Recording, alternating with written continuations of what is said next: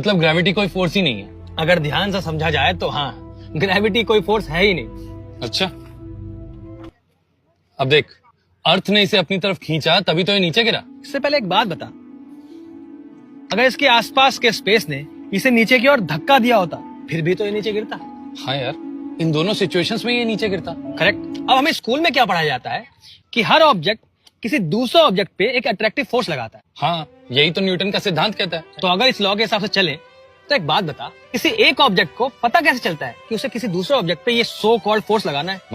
मतलब ये कि वो आखिर क्या चीज है जो इन दो ऑब्जेक्ट के बीच में इस ग्रेविटेशनल फोर्स की इन्फॉर्मेशन को कैरी कर रहा है? या देख, एक ऑब्जेक्ट दूसरे ऑब्जेक्ट पर फोर्स लगाता है। क्यों लगाता है?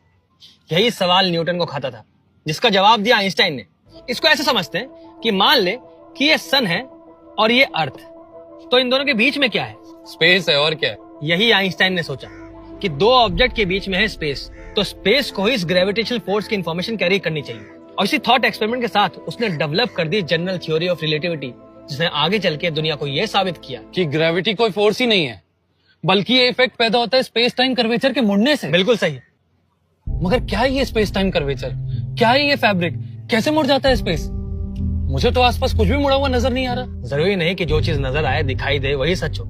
आंखें धोखा खा सकती है मगर मैथमेटिक्स नहीं। मगर यार, कैसे कोई मास किसी स्पेस टाइम कर्वेचर को मोड़ देता है?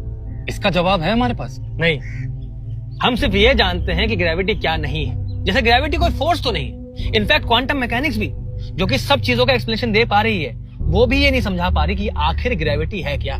यार, इससे तो और कंफ्यूजन बढ़ गई। आखिर है क्या ये यूनिवर्स? काम कैसे करता है? क्या चल रहा है ये सब? यही तो सारा खेल है यार। हम जितना इस यूनिवर्स को समझते हैं ये उतना ही कम समझ में आता है।